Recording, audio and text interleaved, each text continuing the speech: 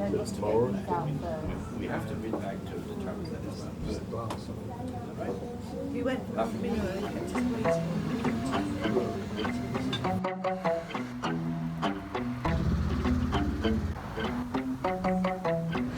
Making moves, trying to get away from this life I'm living. Same old things every day. Hey guys, we're Norelle and Danny, and we are out in Boston right now, and after almost 75 episodes on our vlog traveling across the United States, we thought we'd do a little video about why we left Seattle. This is our reasons why we told Seattle see you later. Before we really get started though, we should say how long we've been in Seattle. So yeah. Both of us basically grew up in Seattle. I mean, I moved there when I was about 6 years old. You were there and then back and then there. Yeah, I pretty much lived there my whole life except for a 5-year stint where my family lived in Virginia, well, for my dad's job. Yep. And then we both went to Bellevue College, and then you went to SBU and I went to UW. Yes. Graduated in 08 and 09. Mm-hmm. And yeah, we got married in 2009. Yes. And so we've been married 11 years and spent just about that entire time in Seattle. And we started a business and had hundreds of Seattle small business clients, and as well as clients from all over the world, but you know, also kind of especially in the greater Seattle area. So we really do consider Seattle home. For us to say, see you later for now is kind of a big deal. Yeah.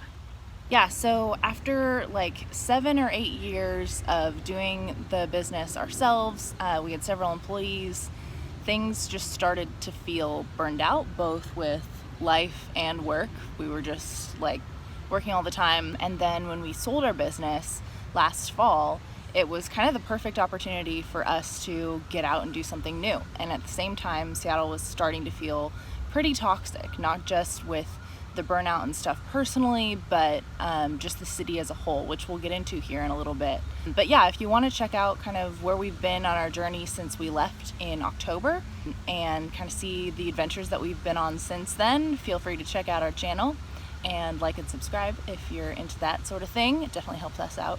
But yeah, so let's get into kind of like why Seattle started to feel toxic for us and why it was kind of the perfect time to leave and try something new.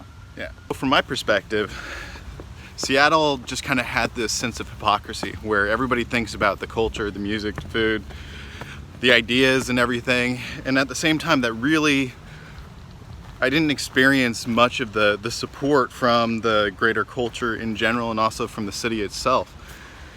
Having worked with a lot of small businesses, but also just trying to be involved in the culture community on a lot of different levels, they created a lot of silos where people really couldn't get a leg up and get traction with their passions the way that it's quite advertised. And we also saw that a lot with our small business clients, where no matter what we did, no matter what they did, there was a lot of people who just didn't make it. There were those that did and did awesome, but Seattle is just a really hard place for small businesses, especially outside of the hospitality industry, to thrive. Even in the hospitality industry, they struggled. Yeah, I mean, especially now with COVID, but like even before, yeah, they definitely experienced a lot of hard times, and there's a lot of competition with different, even restaurants where... Yeah, and that's just the businesses, I mean, let alone the artists. Decided to move out of the sun a little bit and into the shade here. Actually, the spot's good. So, a lot of the stifling was coming in large part to how many people were coming into the city, but just from all over the world, and they weren't integrating very well. And at the same time, that was being caused a lot by people like Amazon, Microsoft, Facebook, Google, Expedia, and all of those, Adobe, all of those massive businesses that were also gentrifying all of the neighborhoods were also creating just this cultural desert. Even though you had, you know, massively different cultures moving all into the same place, they were staying isolated from one another. Seattle also has a huge homeless problem. We've noticed that, especially just being in different cities around the US, even here in Boston, there are like services here. Yeah, there are services here, but there are places where homeless people tend to congregate, but in Seattle, it's pretty much everywhere, in every neighborhood. So I kind of felt like it didn't just create the stratification between the rich and the poor, but also within those different stratifications, people didn't mix and mingle and share ideas and cultures more than, you know, whatever restaurant happened to be, you know, out. But you know, somebody once told me that these tech companies, even though they're bringing people from all over the world, they're bringing the same types of personalities together. And you know, those are the engineers and the tech heads, and it's not really creating an environment where they're bringing in, you know, different personalities and creatives from all over the world. They're, you know, typically importing the technical geniuses, which is great, but it creates one strata. And so that whole class doesn't typically interact as much with the people who've been in Seattle for a very long time. At the exact same time, you did have massive immigration happening from all over the country and even all over the world of people trying to take advantage of the service industry that surrounded the big tech boom that was happening at the same time. But none of them could afford to live downtown. And part of that also contributed to the housing explosion. Yeah, there's housing explosion. There's also, I mean, Seattle has dealt with incredible traffic issues for a long time, and I know every city does, but Seattle has an especial challenge with the fact that it's bound by water, like on all sides. There's lakes, there's the Puget Sound, Elliott Bay, like it's canals. It can't move and grow outward like a lot of other cities can. So a lot of the construction that was happening downtown to build new condos, new apartment buildings, to house all these new Amazon employees and others, just created a huge traffic problem where every step that Seattle would take to try to solve the problems, it was basically just slapping a Band-Aid on. No matter how much work, how many years, how much money they put into solving those traffic problems, it wasn't solving the issue just because more people are constantly coming into the city. Yeah, the executives of the Puget Sound transit system would always say, guys, our 20-year plan is just to tread water. Yeah, and let's just talk about the Seattle freeze for a second. A lot of the places that we've been to, if we talk about it with the people that we meet, they don't know what it is. And it's a very real thing. And if you're not from Seattle, it's basically that fake friendliness where you're like, hey, let's get coffee sometime, and you don't actually mean it, and there's never any follow-up. Or even just a coldness from your neighbors, like a non-recognition of your existence as you pass each other in Even the hall. if you've known the person for years, you ignore them, which is weird. And luckily, we haven't experienced that in any other city that we've been to. And especially here in Boston, people are so friendly. Like, I got 2 compliments as we were walking to this park, which is just like 6 blocks away from our apartment, about my outfit. And it's like nice people. Yeah, and I feel like a lot of that is a symptom of what the city is going through, is as more people are coming in, people are becoming more lonely and more disconnected. Which seems backwards because you think like more people equals more opportunities to have friendships, and for those who are single, like the widens the dating pool. But that's just not the case. Like it's more people, more isolation. Like we had a friend who was a dating coach who would talk all the time about how difficult it was for people to like meet each other at a bar in Seattle. That you just don't go up to a stranger and talk to them and kick it off and get somebody's number. I mean, not like, you know, I need to do that because like I got this locked in. Yeah. But yeah, I mean, it created this culture of loneliness, and at the end of the day, I think all of these different things add up to needing some outlet to push that on. Let's talk about crime for a second.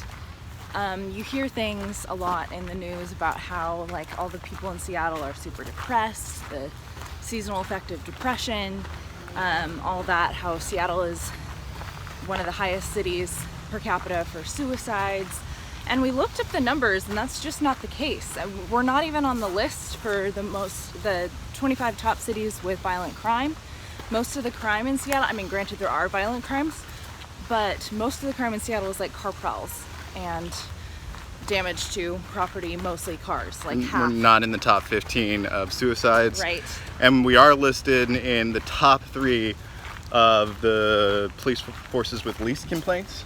Is that what it was? No, it was the top, I think, 10 cities with police approval according to Twitter comments, and Seattle is like the top 3rd in approval for the police. So, fire truck driving by, sorry guys. So that being said, today we saw a YouTube video that was saying that they are looking into defunding the police in Seattle by 50%. There's been all kinds of discontent, and especially photos in recent weeks with the Black Lives Matter movement and the different things going on in Seattle. I know there was at least one little girl who got tear gassed by police. All kinds of, yes, brutality issues, police causing property damage. But that's the in things every we're city. seeing that are all across the country. But Seattleites, I think, are just so pent up about all the other things that when they have an opportunity to peg the problem on somebody, the cops are going to get the full brunt of it. Yeah. So, I think that, we should put it a little bit in perspective to the rest of the country. But yeah, Seattleites have a lot of frustration for what it is going on in their city, and the police are the representation of that. Yeah, so those are some of the reasons why we left, and some of the reasons that make Seattle a hard city to live in. But when it comes down to it, at the end of the day, Seattle will always be home for us. Still love you guys. Yes, yeah, Seattle is home. And a big reason for that is both of our families are there. Ever since Danny's family moved up from California, they've been located in the greater Seattle area. Both my parents are still in Seattle, although my siblings have kind of departed. I have one brother in California, 2 sisters in New York, and then now we're here in Boston. And then my other brother is currently living in Seattle, but he's about to hit the road and travel again after a couple years of travel. So but everybody uses it as a home base. It's all a home base, and we all go back there we also for have a the lot holidays. of memories Yeah. in Seattle, and Good that's where memories. everything happened too. So it really feels like home. But I feel like, in addition to that, we're also kind of in love with the Seattle spirit at the end of the day. It's got a good heart. Yeah. Say the Seattle spirit. I mean that thing that is kind of je ne sais quoi. It's that thing that is behind the collective consciousness. It's the pioneers who went to the farthest corner, as far as you could go in the United States, and then when they got there, they fought against everything to build it, including unfortunately some of the Native Americans to do it. But well, and also the terrain and big building projects to make this city area usable. And then they built the biggest businesses, built the biggest planes, created most of the digital economy, and so it's still, despite all its faults, and every single one of those ventures has extreme faults, but they are still venturing forward no matter what. And that is evident in the art that is produced, in the music, in the thinkers that come out of Seattle, and they always come from there because that is the most pioneering point in the United States.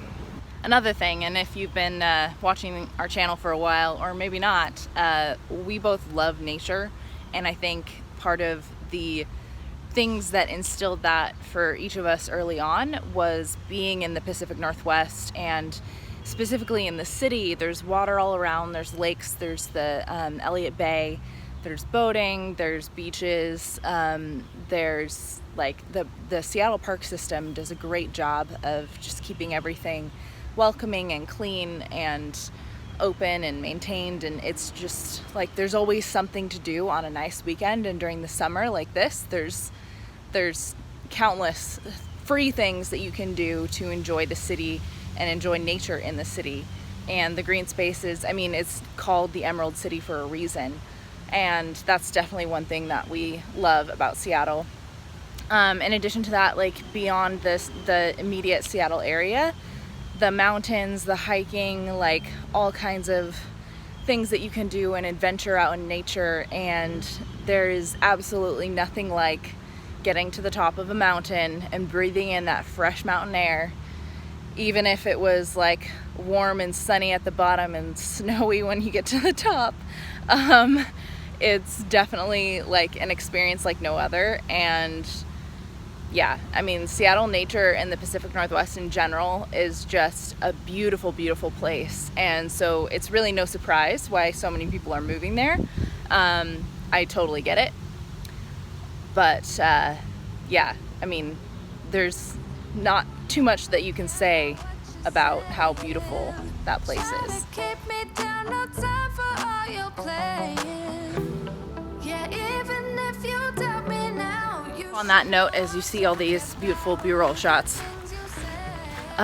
Boston is not that much, I mean, the climate's quite different. It's definitely warmer in the summer and colder in the winter. However, like the plant life and the water and just some of the areas, like nature areas, feel very similar to Seattle, which isn't really surprising because I-90 is here and it ends in Seattle. So we could just hop on the 90 and head all the way there. It would take like 6 days, but yeah, Boston's beautiful too, as you can see, and we're definitely enjoying our time here. But yeah, back to that note, Seattle will always be home. Yeah, so despite all Seattle's faults and the fact that we just needed some space in the relationship, we got around to solid 30 states and countless cities, and probably about, I would say, you know, half the major cities in the United States. Although, bless you, bless you.